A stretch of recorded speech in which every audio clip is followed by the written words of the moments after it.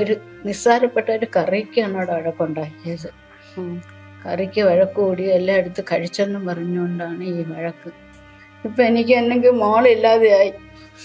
എന്റെ മക്കളാരും ആ വീട് കണ്ടിട്ടില്ല, ഇതുവരെയും കണ്ടിട്ടില്ല. 2 സഹോദരങ്ങളെ അവിടേക്ക് കയറ്റാറുണ്ടായിരുന്നു? ഇല്ല ഇല്ല, കൊച്ചിനാരും അവര് നോക്കൂല. പൊടി കൊച്ചിനർക്ക് അവർക്ക് ഇഷ്ടമില്ല, വലിയ ആ പെങ്കൊച്ചിൻ്റെ അടുത്ത് മാത്രമേ ഇഷ്ടമുള്ളൂ അവർക്ക്. നമുക്ക് സംശയമുണ്ട്, സൂയിസൈഡ് എന്ന് പറയാൻ പറ്റില്ല. കൊച്ചിന്റെ മൂക്കൊക്കെ മുറിവുണ്ടായിരുന്നു. അവള് മരിച്ചത് അവൾ ആഡംബര ജീവിതം, അവൾ ഒരു ആഡംബര ജീവിതം കണ്ടിട്ടില്ല. അവൾക്ക് സ്വർണം കൂടെ ഇല്ല ആഡംബര ജീവിതം നടത്താനായിട്ട്. അവക്കുള്ള വസ്തു വിറ്റാണ് അവന്റെ പേരിൽ കൊടുത്തത്. എന്നിട്ട് അവളുടെ ചത വിട്ട് മാറിയിട്ടുണ്ട്. നമ്മൾ ഇൻഡസ്ട്രിക്ക് എടുത്ത സമയത്ത് ഈ മൂക്ക് മുകളിലോട്ട് വരും, ഈ 2 സൈഡും ജോയിന്റ് എല്ലാം കട്ടായി ഈ മേളത്തെ ഭാഗം മുകളിലോട്ട് വന്നു. ചിക്കൻ കറി കഴിക്കുന്നത് ഒരൽപ്പം കൂടിപ്പോയി എന്ന് പറഞ്ഞുകൊണ്ട് വഴക്ക് പറഞ്ഞു. വഴക്കിനെ തുടർന്ന് കാവ്യ എന്ന് പറയുന്ന യുവതി ഭർത്തൃ വീട്ടിൽ ആത്മഹത്യ ചെയ്തു. ഇങ്ങനെ ഒരു വാർത്തയാണ് കഴിഞ്ഞ ദിവസം പുറത്തു വന്നത്. പക്ഷേ വെറും ഒരു ചിക്കൻ കറിയുടെ പേരിൽ ഉണ്ടായ വഴക്കല്ല കാവ്യയുടെ ആത്മഹത്യക്ക് പിന്നിൽ എന്നുള്ള കൃത്യമായിട്ടുള്ള തെളിവുകളുമായിട്ട് രംഗത്തെത്തുകയാണ് കാവ്യയുടെ കുടുംബം. തിരുവനന്തപുരം സ്വദേശിയായിട്ടുള്ള കാവ്യ ആത്മഹത്യ ചെയ്തതിന് പിന്നിൽ സ്ത്രീധന പീഡനവും ഗാർഹിക പീഡനവുമാണ് എന്ന് ആണയിട്ട് പറയുന്നു കാവ്യയുടെ മാതാവും സഹോദരങ്ങളും. നിങ്ങളെ സമ്മതത്തോടെ ആയിരുന്നു? അല്ല, നമ്മളെ സമ്മതത്തോടെ അല്ല, അവർ രണ്ടിനും സമ്മതത്തോടെയാണ് പോയത്. പോയി മാറിയൊക്കെ താമസിച്ച് അവന്റെ അമ്മ അന്ന് വിളിച്ചോണ്ട് പോയി. അന്നോട്ട് മരിക്കും കാലം ദിവസം വരെ അവൾക്ക് സൂര്യം കൊടുത്തിട്ടില്ല. വഴക്കും ചണ്ടയും അടിയും, അടിച്ചു കൊന്നാലും നിന്നെ ചോദിക്കാനും പറയാൻ ആരും വരില്ല എന്നൊക്കെയാണ് അവര് ഭീഷണിപ്പെടുത്തിയിട്ടുണ്ട്. പിന്നെ പല പ്രാവശ്യം ഞാൻ വിളിച്ചു മോളെ, മരിക്കണ തലേദിവസം ഞാൻ വിളിച്ചു, മക്കൾ വീട്ടിൽ വാ എന്നൊക്കെ. വരണില്ല അമ്മ, മക്കളും ഭർത്താവും ഒക്കെ ഉണ്ട് അമ്മ, ഞാൻ വരണില്ല എന്ന് പറഞ്ഞു. ഒരു നിസ്സാരപ്പെട്ട ഒരു കറിക്കാണ് അവിടെ വഴക്കുണ്ടാക്കിയത്. കറിക്ക് വഴക്ക് കൂടി എല്ലാം എടുത്ത് കഴിച്ചെന്നും പറഞ്ഞുകൊണ്ടാണ് ഈ വഴക്കും ബഹളമൊക്കെ. കാവ്യനോട് എന്തിനാണ് ഇവർക്ക് ഇത്ര ദേഷ്യം? കവിക്ക് അവര് ചോദിച്ച സ്ത്രീധനൊന്നും കൊടുത്തില്ല, എന്നാലും നമ്മള് കൊടുക്കണതൊക്കെ കൊടുത്ത്. അവർക്ക് ഇഷ്ടമല്ല, കാവ്യ ഇഷ്ടമല്ല അവർക്ക്. ആ വീട് അവളെ വീടാണ്. കാവ്യക്കുള്ള വസ്തു വിറ്റ് കൊണ്ടുപോയി ഭർത്താവിന്റെ വിഷ്ണുവിന്റെ പേരിനാണ് വാങ്ങിച്ചത്. വെച്ചൊക്കെ മോന്റെ പേരിനാണ്, വിഷ്ണുവിന്റെ പേരിനാണ് വീട് വെച്ചിട്ടുണ്ട്. ഇങ്ങനെ അവളവിടെ താമസിക്കുന്ന ഇഷ്ടമല്ല, അവൾ എത്രയും പെട്ടെന്ന് പോകണം അവളന്ന്. അതാണ് എപ്പോൾ നോക്കിയാലും വഴക്ക് ചണ്ട. ആഹാരം എത്ര ആഴ്ചയല്ല ആഹാരം പോലും കഴിക്കാൻ സമ്മതിക്കൂല, കൊടുക്കൂല. വഴക്ക് 2 ആഴ്ച ഇവിടെ നിന്നിട്ട് പോയിട്ട് ആഹാരം പോലും അവർ കൊടുത്തിട്ടില്ല, വ്യാപിക്കാൻ സമ്മതിക്കൂല. ഒരു ഭയങ്കര ബഹളം, ഒരു ജാതി പറഞ്ഞ് പ്രശ്നമൊക്കെ ഉണ്ടാക്കും. വിഷ്ണുവിന് കുഴപ്പമൊന്നുമില്ല, അമ്മയാണ് പ്രശ്നം അത്രയും ഉണ്ടാക്കണവരാണ്. എല്ലാം 2 പ്രസവവും ഞാൻ തന്നെ എടുത്തത്. അല്ലെ ഇപ്പോഴത്തെ കൊച്ചിന് 1.5 വയസ്സുള്ള കൊച്ചിന് ഞാൻ തന്നെ എല്ലാ പ്രസവം എടുത്ത് എല്ലാം കഴിഞ്ഞ് പ്രസവം നടത്തി എല്ലാം. എന്നിട്ട് സമാധാനം പോലും എൻ്റെ മോക്കില്ല. 8 വർഷം കൊണ്ട് എൻ്റെ മോൾ അനുഭവിക്കുകയാണ്. സമാധാനം ഇല്ല എൻ്റെ മോക്ക്. ആഹാരം കൊടുക്കൂല, വെള്ളം കൊടുക്കൂല. എവിടെങ്കിലും പോണെങ്കിൽ അവന്റെ കൂടെ പോകുമ്പോൾ തന്നെ അവര് വഴക്കുണ്ടാക്കും. കാറിൽ പോകണമെങ്കിൽ പറയും, നീ ബാക്കിൽ ഇരുന്നോ, നീ ഫ്രണ്ടിലൊന്നും അവന്റെ കൂടെ ഇരിക്കണ്ട. അവളിരിക്കാതെ ആരിരിക്കും, നമ്മളെല്ലാം കൊടുക്കാനുള്ള എല്ലാം കൊടുത്ത്. എന്നിട്ട് എൻ്റെ മോക്ക് പരാതി, വഴക്ക്, അടി, ചീത്ത ഒക്കെ തന്നെ എൻ്റെ മകൾ ഒരു ചെയ്യുന്നത്. ഒരു സമാധാനം ഇല്ല. അമ്മയോട് തുറന്ന് പറയാറുണ്ടായിരുന്നല്ല? അവള് ഫോണിക്കടി പറയാള്. കഴിഞ്ഞ ആഴ്ച കറിക്ക് വഴക്കൂടിയപ്പോഴാണ് ബാത്റൂമിൽ കയറി ചെയ്യുന്നുണ്ടാണ് എന്നെ രഹസ്യമായിട്ട് വിളിച്ച് പറഞ്ഞത്. അമ്മ എന്നെ ഇതുപോലെയൊക്കെ ആവശ്യമില്ലാത്ത രീതിയിൽ സംസാരിച്ച്, പിന്നെ ആഹാരം കാണാതെ കിടക്കണ വീട്ടിലുള്ള അല്ലേ എന്നും പറഞ്ഞിട്ടൊക്കെ പറഞ്ഞ് എന്ന് പറഞ്ഞപ്പോൾ ഞാൻ പിന്നെ മക്കളിങ്ങ പോരെ, ഞാൻ മക്കളെ നോക്കിക്കോളാം, മോളൊക്കെ ജോലിക്ക് എവിടെയെങ്കിലും ഇൻസിൽ ഒരുപാട് പ്രാവശ്യമുള്ള വിളിച്ച് ജോലിക്ക് ഇവര് വിടൂല. ഇവര് പറയും നൈറ്റൊക്കെ ഉണ്ടാകുമ്പോൾ നീ പോണ്ട, എനിക്ക് പിള്ളേരൊന്നും നോക്കാൻ പറ്റൂല, നീ പോണ്ടെന്നൊക്കെ പറഞ്ഞ് അതിനൊക്കെ അങ്ങ് ഒഴിവാക്കി. ഇപ്പോഴും ഞാൻ വിളിച്ച് നീ വാ ഇവിടെ എവിടെയെങ്കിലും ജോലിക്ക്, അപ്പം ഞാൻ മക്കളെയൊക്കെ നോക്കിക്കൊള്ളാം എന്ന് പറഞ്ഞിട്ട് പിന്നെ വിളിക്കാന്ന് പറഞ്ഞ് എത്ര നേരം വിളിച്ചിട്ടില്ല. നല്ല മോൾ ഞാൻ അറിഞ്ഞതുമല്ലേ ഇതൊക്കെ ചെയ്യുമെന്ന്. ഒരു 8 മണിയായപ്പോഴാണ് പറയണത് സവിക്ക് സുഖമില്ല, ഞങ്ങൾ പെട്ടെന്ന് ചെല്ലാൻ. ഞങ്ങൾ ഇവിടെ പോകുന്നത് വന്നപ്പോഴാണ് അറിയണത് ഇതെല്ലാം ആശുപത്രി കൊണ്ടുപോയെന്ന്. ഒന്നും ഞാൻ അറിഞ്ഞില്ല. അങ്ങനെ എൻ്റെ മോള് ഇഷ്ടം പോലെ അടിക്കുക. അവരാ മരുമൊന്നും ചെയ്യില്ല, വഴക്കൊന്നും പറയില്ല. അവരാണ് ഇതെല്ലാം ജയിക്കുന്നത്, കളഞ്ഞിട്ട് പോകാൻ വേണ്ടി. ഒരു 26 വർഷം വാടക കിടന്ന സ്ത്രീയാണ് ഇതെല്ലാം കൊണ്ടുപോയി വിറ്റ് അവന്റെ പേരിന് വാങ്ങിച്ച് ഇവിടൊക്കെ വെച്ച്. കടമുണ്ട്, കടയില്ലാതിരിക്കുന്ന ആര്, കടമുണ്ട്. അങ്ങനെ ഇപ്പൊ എനിക്ക് എന്തെങ്കിലും മോളില്ലാതെയായി. ഞാൻ ചെല്ലണമെങ്കിൽ അവരുടെ അടുത്ത് 2 ദിവസം ഉള്ളപ്പോ എൻ്റെ അമ്മ വരെയാണേ അമ്മ, നിന്റെ അമ്മ വരാൻ പറ. അങ്ങനെയാണ് ഞാൻ അവിടെ ചെല്ലണത്, അല്ലാതെ അമ്മക്ക് അവിടെ ചെന്നൂടാ. സ്വയം എൻ്റെ മക്കളാരും ആ വീട് കണ്ടിട്ടില്ല, ഇതുവരെയും കണ്ടിട്ടില്ല. 2 സഹോദരങ്ങളെ അവിടേക്ക് കയറ്റാറുണ്ടായിരുന്നു? ഇല്ല ഇല്ല, ഞാൻ മാത്രമേ പോവുള്ളൂ. അതെ. അപ്പൊ അവരെന്താ പറയുന്നത്? അവര് പറഞ്ഞു ആരും ചെല്ലണ്ടെന്ന് പറഞ്ഞു, അവിടെ ആരും ചെല്ലണ്ട എന്ന് പറഞ്ഞു. അങ്ങനെ ഇതുവരെയ്ക്ക് എൻ്റെ ഒരു മക്കളും ആ വീട് കണ്ടിട്ടില്ല, ഇതുവരെയും കണ്ടിട്ടില്ല. ഞാൻ മാത്രം അവിടെ പോവും, ഞാൻ മാത്രം പിള്ളേരെ കാണും. കഴിഞ്ഞ ഇത് സ്കൂളടപ്പിന് വന്ന് പിള്ളേർ 2 ദിവസം നിന്നിട്ട് 3-ന്റെ ഉടനെ അങ്ങ് പോയി. ഒരു മണിക്ക് സമയം പറഞ്ഞാണ് 2 ദിവസം നിന്റെ അമ്മയുടെ അടുത്ത് പോയി. നീ നുണ പറയാനല്ലേ പോണത്? എന്തിനു മക്കളെടുത്ത് എന്തിനാണ് അമ്മ അവരെ നുണ പറയണം? നുണ പറയാനാണ് എൻ്റെ വീട്ടിൽ വരണത്. ഞാൻ അവിടെ പോണത് അവരെ കാര്യം പറയും, ഞാൻ ഒരു കാര്യവും പറയും. ഇതേപോലെ ഹാളിൽ വന്നിരിക്കും. ഒരു 5 മണിയാകുമ്പോൾ ഞാൻ ഇങ്ങനെ മക്കളെയും കണ്ടിട്ട് കൊച്ചുമക്കളെയൊക്കെ എടുത്തിട്ട് ഞാൻ ഇങ്ങനെ തിരിച്ച് എൻ്റെ വീട്ടിൽ വരും. ഞാൻ എന്തൊരു മക്കളെടുത്ത് നുണ അറിയണത്? എൻ്റെ അച്ഛൻ മരിച്ച ശേഷം ഞാൻ എൻ്റെ മക്കളെ കഷ്ടപ്പെട്ട് എന്നെ വളർത്തി പഠിപ്പിച്ച് ഇത്രയും മേലാക്കി, എന്നിട്ട് എനിക്ക് സമാധാനമില്ല. കാവ്യ എത്രത്തോളം പഠിച്ചിരുന്നു? കവി നേഴ്സിന് ഇതിന് പഠിച്ചിരുന്നതാണ്. കോഴ്സ് കംപ്ലീറ്റ് ചെയ്തായിരുന്നു? കംപ്ലീറ്റ് ചെയ്തായിരുന്നു. പക്ഷെ അവര് ജോലിക്ക് വിടൂല, ജോലിക്ക് വിടൂല. അവർക്കും നൈറ്റ് കൊണ്ടും കൊച്ചിനെ നോക്കാൻ പറ്റൂല, കൊച്ചിനാരും അവര് നോക്കൂല. പൊടി കൊച്ചിനൊക്കെ അവർക്ക് ഇഷ്ടമില്ല, വലിയ ആ പെങ്കൊച്ചിൻ്റെ അടുത്ത് മാത്രമേ ഇഷ്ടമുള്ളൂ അവർക്ക്. അതെന്താ അങ്ങനെ ഒരു കുട്ടിയോട് മാത്രം ഒരു സ്നേഹം? അത് അമ്മയുടെ കാര്യമൊക്കെ പറയും, ചോദിക്കും. അമ്മ എവിടെ ഇരുന്ന്, അച്ഛൻ എവിടെ ഇരുന്ന് എന്നൊക്കെ കൊച്ചിൻ്റെ അടുത്ത്, പെങ്കൊച്ചിൻ്റെ അടുത്ത് ചോദിക്കും. ആ കൊച്ചു കാര്യങ്ങളൊക്കെ കൊച്ചിന് അറിഞ്ഞൂടല്ലോ, എന്നെ കൊച്ചു കാര്യങ്ങളൊക്കെ പറയുമ്പോഴും അവർക്ക് ഇഷ്ടമില്ല. അങ്ങനെയാണ് രാവിലെ ഇറങ്ങി ചെല്ലുമ്പോഴും അങ്ങോട്ട് വഴക്കും ചൊണ്ടയും.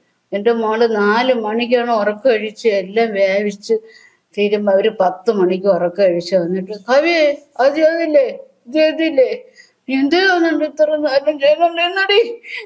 എൻ്റെ മോളങ്ങ് വഴക്കുണ്ടാക്കി വന്നെങ്കിൽ വഴക്കില്ല. അങ്ങനെ ഞാൻ വിളിച്ചിട്ട് വന്നില്ല, അവള് വന്നില്ല. അമ്മ എപ്പോഴാ ലാസ്റ്റ് സ്കൂളടപ്പിന് 2 ദിവസം വീട്ടിൽ വന്ന് നിന്നത് തന്നെ. പിന്നെ കാണാൻ പോയില്ല, ഫോണിൽ കൂടെ സംസാരിക്കുകയുള്ളൂ. കാണാൻ പോകാൻ പറ്റിയില്ല എനിക്ക്. ആശുപത്രിയിലേക്ക് ഫ്രീക്വൻ്റൊക്കെ ഇരുന്നുണ്ട്, പറ്റിയില്ലായിരുന്നു. കാണാൻ പോയി. ഇനിയിപ്പോ അടുത്ത മാസം പോകാമെന്നും പറഞ്ഞ്, ഈ മാസം പോകാമെന്നും പറഞ്ഞാണ് എഴുതുന്നത്. പറ്റില്ല. അതിന് മുമ്പേ മോൾ എൻ്റെ വീട്ടിൽ വന്ന്. അവര് ഭയങ്കര ആള് തന്നെ അവര്. കാവ്യ അവസാനം സംസാരിച്ചപ്പോ അമ്മയോട് പറഞ്ഞത് എന്താണ്? കാവ്യോട് പറയണം, അമ്മ ഞാൻ വരട്ടാ, ഞങ്ങൾ എന്നും വിളിക്കും, മക്കളിങ്ങ് പോരെ, നീ പിള്ളേരെയും കൊണ്ടിങ്ങ് പോരെ, നമുക്ക് ഉള്ള വീട്ടിൽ കിടക്കാം, നീ വാ. പിന്നെ പറയാം, അമ്മ ചാട്ടയും പിള്ളേര്, നീ പിള്ളേരെ എടുത്തോണ്ട് വാ, ചാട്ട അവിടെ നിക്കട്ടെ, നീ ഇങ്ങ് വാ എന്നാണ് ഞാൻ പറയണത്. അവള് ചാട്ടനെ വിട്ടു വരില്ല. അതാണ് ഇത്രയും പ്രശ്നമായത്. അവ ജോലിക്ക് പോയിട്ട് വരുമ്പോഴും ചാട്ടന് ആഹാരം കൊടുക്കണം അമ്മ, അവരൊന്നും വെച്ചു കൊടുക്കൂല, ഞാനാണ് വെച്ചു കൊടുക്കാൻ പറഞ്ഞുകൊണ്ട് വഴക്കും, എന്നും വഴക്കാണ് വീട്ടില്. ഈ അമ്മയുടെ ഉപദ്രവത്തില് ഭർത്താവ് ഇടപെടാറുണ്ടായിരുന്നില്ലേ? അങ്ങനെ ചെയ്യൂല. അവൾ ഒന്നും പറയില്ല ഭർത്താവിന്റെ അടുത്ത്. അവൻ ഓഫീസിൽ ജോലി കിട്ടുന്ന ഒന്നും പറയില്ല, ഒരു കാര്യവും പറയില്ല. പണ്ട് അങ്ങനെ വീട്ടിൽ ഒരു ബഹളവും ഇല്ല, ഒരു വഴക്കില്ല, ചണ്ടയില്ല. അതേപോലെയാണ് മരുമൻ വരുമ്പോൾ വീട് അവരെ 2 പേരും പെരുമാറ്റം. പിന്നെ അവർ പോയി കഴിഞ്ഞാൽ പിന്നെ അവരങ്ങ് തുടങ്ങും. നമ്മൾ ഒരു കാര്യവും പറയില്ല. അടിച്ചാൽ പോലും ഒരിക്കലും നമ്മളെ തലയിലിട്ട് അടിച്ചു കൊടുക്കുന്ന ഇവിടെ ഉണ്ടായിരിക്കണം നമ്മൾ തലയിലിട്ട് അടിച്ചു കൊടുത്തിട്ട് അടിച്ചു കൊന്നാൽ പോലും നിന്നെ ചോദിക്കാനും പറയാനും ഇവിടെ ആരും വരില്ലെന്ന് എൻ്റെ മോളെ എൻ്റെ ഫോണിൽ കൂടി ഇങ്ങനെ വിളിച്ചു പറഞ്ഞത്, എൻ്റെ അടുത്ത് പറഞ്ഞത്. ഞാൻ പറഞ്ഞു അങ്ങനെ സഹിക്കാൻ വേണ്ടി വാ, നിനക്ക് വീട്ടിൽ വാ, നിനക്ക് വീട്ടിൽ വരാം, നിനക്ക് സ്ഥലമൊക്കെ ഞാൻ തന്ന അത് വിറ്റ് ഇറങ്ങി പോയല്ലോ, നീ എൻ്റെ വീട്ടിൽ വാ. അത് വരൂല്ല. അത് ഇപ്പൊ ലാസ്റ്റ് എൻ്റെ വീട്ടിൽ വന്നു. ഇത് തന്നെ, എനിക്ക് വേറെ ഒന്നും പറയാനില്ല എന്നാ മോളെ കാര്യം. സംശയമുണ്ട് അതിൽ സൂയിസൈഡ് എന്ന് പറയാൻ പറ്റില്ല.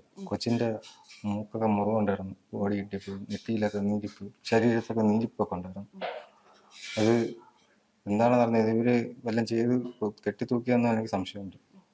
അമ്മ പറയുന്നത് പോലെ നിങ്ങളെ ആരും അങ്ങോട്ട് ഞാൻ അടുപ്പിക്കാറുണ്ടായിരുന്നില്ല. ഇതുവരെ അവരെ വീട് കണ്ടിട്ട് പോലും ഇല്ല, ഇതുവരെ കണ്ടിട്ട് പോലും ഇല്ല. നമ്മളവിടെ ചെല്ലല്ലെന്നാണ് പറയുന്നത്. എന്നെ അവിടെ ചെല്ലല് ചെന്ന് കഴിഞ്ഞപ്പോൾ വീണ്ടും ഉപദ്രവിക്കും വരും. ഒരു കുടുംബം പോണ്ടെന്ന് പറഞ്ഞ് ഞാൻ അവിടെ പോയിട്ടില്ല. ചേട്ടൻ കാവ്യയോട് സംസാരിക്കാറുണ്ടായിരുന്നു. സംസാരിക്കും, ഇടയ്ക്ക് വിളിക്കും, സംസാരിക്കും. അപ്പൊ എന്താ കാവ്യ ഇങ്ങനെ എന്തെങ്കിലും ബുദ്ധിമുട്ടുള്ളതായി അറിയിച്ചിരുന്നോ? പറയുള്ളൂ പ്രശ്നമാണ്. അപ്പൊ നമ്മൾ പറയും വാന്ന് പറയും, വാ നീ അവിടെ കിടന്ന് കരയണ എന്തിന് നീ വാന്ന് പറയും, ബുദ്ധിമുട്ടുണ്ട് നീ വാന്ന് പറയും. അവിടെ എപ്പോഴും പ്രശ്നം തന്നെ. അവരെപ്പോഴും ഉപദ്രവിക്കും. അവർ എവിടെയെങ്കിലും പോകുമ്പോഴാണ് ഞങ്ങളെ വിളിക്കുന്നത് തന്നെ. ഒളിച്ചും പാത്തൊക്കെ വീഡിയോ കോൾ വിളിക്കുന്നത്. ഞാൻ പറയും എക്ലിങ് പറ്റില്ലെങ്കിൽ വരാൻ പറയും. ഇല്ലടി വരൂല, ചേട്ടനുണ്ട് കൊച്ചുണ്ടെന്നും പറഞ്ഞു വരും. ഇപ്പം പറഞ്ഞ അവള് മരിച്ചത് അവൾ ആഡംബര ജീവിതം. അവൾ ഒരു ആഡംബര ജീവിതം നമ്മൾ കണ്ടിട്ടില്ല. അവൾക്ക് സ്വർണം കൂടെ ഇല്ല. ആഡംബര ജീവിതം നടത്താനായിട്ട് അവക്കുള്ള വസ്തു വിറ്റാണ് അവന്റെ പേരിൽ കൊടുത്തത്. എന്നിട്ട് പോലും അവർക്ക് സമാപനം കൊടുക്കുന്നില്ല. അല്ലാണ്ട് നമ്മൾ 10 ലക്ഷം രൂപ അല്ലാതെ ഞങ്ങൾ കൊടുത്ത് വസ്തു വിറ്റ്, എന്നിട്ട് പോലും സമാധാനം കൊടുക്കുന്നില്ല. അപ്പൊ ഈ പ്രശ്നങ്ങൾ ഉണ്ടാകുന്നത് എപ്പം മുതലാ? കല്യാണം കഴിഞ്ഞ അന്ന് മുതൽ തുടങ്ങിയതാണ്. ജാതിയുടെ പേര് പറഞ്ഞ് ശ്രീധന, ജാതിയാണ് മെയിൻ, പിന്നെ ശ്രീധനം.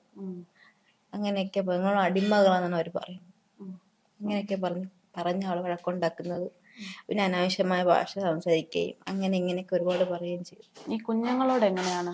കുഞ്ഞുങ്ങള് അവർക്ക് കുഴപ്പം, അവൾ അതറിയത്തില്ല. അവര് സ്നേഹം തന്നെയെന്നാണ് അവൾ പറയുന്നത്. ചേച്ചിയാണ് ഞാൻ ഇൻട്രസ്റ്റിങ് അകത്ത് കയറിയതാണ്. പക്ഷെ ആ ബോഡി കണ്ടതിൽ ഞങ്ങൾക്ക് സംശയമുണ്ട്. വേറെ ഒന്നും കൊണ്ടല്ല, അവള് ഒരു ആത്മഹത്യ ചെയ്തൊരു കുട്ടിയാണെങ്കിൽ ഒരിക്കലും അവളുടെ മുഖത്ത് ഇത്രയും പാടുകൾ വരത്തില്ല. സ്വാഭാവികമായിട്ടും നമ്മളൊരു ആത്മഹത്യ കാണുമ്പം നമുക്ക് അറിയാൻ പറ്റും അത് ഓട്ടോമാറ്റിക്കലി ചെയ്തതാണോ അല്ലാതെ ഒരാള് നിർബന്ധിച്ച് ചെയ്യിപ്പിക്കുന്നതാണോ എന്ന് വെച്ചാൽ അവളുടെ മൂക്കിൽ നല്ല പാടുണ്ട്. ഈ 2 പാലത്തിലും അവളുടെ ചത വിട്ട് മാറിയിട്ടുണ്ട്. നമ്മൾ ഇൻഡസ്ട്രിക്ക് എടുത്ത സമയത്ത് ഈ മൂക്ക് മുകളോട്ട് വരും. ഈ 2 സൈഡും ജോയിന്റ് എല്ലാം കട്ടായി ഈ മേളത്തെ ഭാഗം മുകളിലോട്ട് വന്നു. അതെങ്ങനെ വരുന്ന ഞങ്ങൾക്ക് അറിയണം. പിന്നെ മുഖം മൊത്തം പാടാണ്. ഈ 2 സൈഡ് പിന്നെ ഇടിച്ചതായിട്ടുള്ള ഷോൾഡറിൽ നല്ല പാടുണ്ട്. ഒരു ആത്മഹത്യ ചെയ്യാൻ പോകുന്ന കുട്ടി എന്തായാലും അത് ചെയ്യത്തില്ല. അല്ലെങ്കിൽ അവർ മനഃപൂർവ്വം എന്തെങ്കിലും ചെയ്തിട്ടുണ്ടായിരിക്കണം, ഒന്ന് അടിക്കുകയോ ഇടിക്കുകയോ ചെയ്തിട്ടുണ്ട്. പിന്നെ അവളെ ബോഡി ഫുഡൊന്നും കഴിച്ചതായിട്ട് ഞങ്ങൾക്ക് തോന്നുന്നില്ല. അവള് ഒരു 2 ആഴ്ച കൊണ്ട് അവൾ ഫുഡ് കഴിച്ചതായിട്ടുള്ള ഒരു ബോഡിയിലും ഇല്ല. 2 കുട്ടികളെ പ്രസവിച്ചൊരു തള്ളയാണ്. ആ ബോഡി കണ്ടു കഴിഞ്ഞാൽ നമുക്ക് സഹിക്കത്തില്ല. ഇൻഡസ്ട്രി കയറിയപ്പോൾ ഞങ്ങൾക്ക് സഹിക്കാൻ പറ്റിയിട്ടില്ല അവളെ ബോഡി കണ്ടിട്ട്. എന്ന് വെച്ചാൽ അവളെ ബോഡിയിൽ ഒരു ആഹാരം കഴിച്ചു, ഇത്രയും ദിവസം ആഹാരം കഴിച്ചൊരു കുട്ടിയാണെന്ന് നമുക്ക് തോന്നത്തില്ല. എന്ന് വെച്ചാൽ അവളുടെ വയറ് വരെ അങ്ങനെയാണ് കിടക്കുന്നത്. ആഹാരം പോലും കഴിച്ചിട്ടില്ല അവള്, ഒന്നും കഴിച്ചിട്ടില്ല അവള്. അവളുടെ ബോഡി കണ്ടാൽ നമുക്ക് സഹിക്കാൻ പറ്റുന്ന വെച്ചാൽ അതിനകത്ത് കയറി ഞാനും എൻ്റെ ആന്റിയും കയറി ഞങ്ങൾ അത്രമാത്രം ഞങ്ങൾ അതിനകത്ത് ഒന്ന് വേദനിച്ചു. അവളെ ബോഡി കണ്ടപ്പോൾ ഇഷ്ടം പോലെ പാടുണ്ട്. അവളെ മൂത്ത് മുറിഞ്ഞ പാടുകൾ, 2 സൈഡിലായിട്ട് ഇടിച്ച് നീലിച്ച പാടുകൾ, മുതുവിലായിട്ട് പാടുകൾ, കൈയുടെ ഷോൾഡറിൽ പാടുകൾ, ദേഹം മൊത്തം ഒരഞ്ഞ പാടുകൾ. എന്ന് വെച്ചാൽ നമ്മളെ ഈ നഖം കൊണ്ട് പോലെയൊക്കെ ഈ പോറിയ പാടുകൾ. പിന്നെ കാലിൽ 2 പാടുണ്ട്. അത് എന്തിന്റെ പാടാണെന്ന് ഞങ്ങൾക്ക് അറിയത്തില്ല. പാദത്തിൽ പാടുണ്ട്. അതെന്താണെന്ന് ഞങ്ങൾക്ക് അറിയാൻ പറ്റും. കാവ്യ എവിടെയാ സൂയിസൈഡ് ചെയ്തെന്ന് പറയുന്നത്? അവര് പറയുന്നത് ജനലിൽ തൂങ്ങി എന്നാണ് പറയുന്നത്. പക്ഷെ ആ ജനലിൽ അവള് തൂങ്ങാനുള്ള ചാൻസ് എനിക്ക് അറിയത്തില്ല. അത് കഴുത്തിൽ പാടുണ്ട്, തൂങ്ങിയതായിട്ടുള്ള പാട് എന്തായാലും ഉണ്ട്. പക്ഷെ ഒരു ജനലിൽ തൂങ്ങിയെന്ന് പറയുന്നു. നമ്മൾ കണ്ടിട്ടില്ല, നമ്മളവിടെ പോയിട്ടില്ല, നമുക്ക് അതിനെ കുറിച്ചൊന്നും അറിയത്തില്ല. അത് എന്തായാലും നമുക്ക് നല്ല സംശയമുണ്ട്. അവൾ ഒരിക്കലും അവള് ചെയ്യത്തില്ല. എന്ന് വെച്ചാൽ 2 കുട്ടികളുണ്ട്, 1.5 വയസ്സായ മോനുണ്ട്. അപ്പൊ ഒരിക്കലും അവള് ചെയ്യില്ല എന്നാണ് നമ്മുടെ വിശ്വാസം. ബാക്കി കേസിന്റെ വഴിക്ക് ഒരിക്കലും ചെയ്യില്ല. അവർക്ക് ഇതിനേക്കാൾ മുമ്പ് ഇത്രയും അനുഭവിച്ചിട്ട് അവൾ ഞാൻ മരിക്കൂലോടി, എനിക്ക് 2 പിള്ളേരുണ്ട്, ഞാൻ മരിക്കൂല എന്ന് അവള് പറഞ്ഞു. അവള് ചെയ്യൂല, നല്ല ഉറപ്പുണ്ട്, ആത്മഹത്യ ചെയ്യൂല. പൊതുവെ എങ്ങനെ സ്ട്രോങ് ആയിട്ടുള്ള ഒരാളാണ്? അല്ല, മുമ്പ് ഞങ്ങളെ കൂടെ നല്ല സ്ട്രോങ് ആയിരുന്നു. അവിടെ പോയ ശേഷം അങ്ങനത്തെ ഒരു ഇതില്ല. അവര് പറയണേം കേട്ട് അവരെ കൂടെ ഇന്ന് ജോലി ചെയ്ത് അങ്ങനെ ഒരു ഇതായിപ്പോയി. കുട്ടികളെ നോക്കി. അവള് ആത്മഹത്യ ചെയ്തതാണെങ്കിൽ എന്തുകൊണ്ട് ചെയ്ത സ്പോട്ട് നമ്മൾ അറിയിച്ചില്ല? വീട്ടുകാരെന്തുകൊണ്ട് അറിയിച്ചില്ല? ഞങ്ങളെ അറിയിക്കുന്ന കൗൺസിലറാണ്, വാർഡ് മെമ്പറാണ് ഞങ്ങളെ അറിയിക്കുന്നത്. എന്തുകൊണ്ട് നേരത്തെ ചെയ്തെന്ന് പറയുന്നു? എന്തുകൊണ്ട് അവര് വീട്ടുകാരെ ഞങ്ങളെ അറിയിക്കാത്തത്? അവിടെ ചേട്ടനുണ്ട്, അവർക്ക് അച്ചാച്ചനുണ്ട്, സഹോദരിയുണ്ട്, അമ്മയുണ്ട്, ആരെയും വിളിച്ചവരെ അറിയിക്കാത്തത്? എന്റെ മോളിങ്ങനെ തൂങ്ങി നിൽക്കുകയും ഇവരിതൊന്നും ചെയ്തിട്ടില്ല. 6:30 തൂങ്ങിയെന്ന് പറയുന്നു, ഇവര് 8:30 മലയം താലൂക്ക് ആശുപത്രി കൊണ്ടാക്കി എന്ന് പറയുന്നു. അവിടെ ചെന്നപ്പോ ഇവിടെന്ന് നമ്മളവിടെ ചെന്നപ്പോഴത്തേക്കും അവിടെ വേറെ ബോഡി അവിടെ ഉണ്ടായിരുന്നു. അവൾ സ്വയം ചെയ്തതെങ്കിൽ എന്തുകൊണ്ട് അവിടെ ഭർത്താവോ അവിടെ അമ്മായിയമ്മയോ അമ്മായിച്ചനും ആരും അവിടെ ഇല്ലായിരുന്നു? ഞങ്ങൾ ഇവിടെ നിന്ന് ചെന്ന് ഇൻക്വസ്റ്റ് കഴിഞ്ഞ് പോലീസ് സ്റ്റേഷനിൽ പോയി ചേട്ടൻ മൊഴി കൊടുത്തു. അതിന് ശേഷമാണ് നമ്മൾ ബോഡി ഏറ്റുവാങ്ങി മെഡിക്കൽ കോളേജിൽ കൊണ്ടുവയ്ക്കുന്നത്.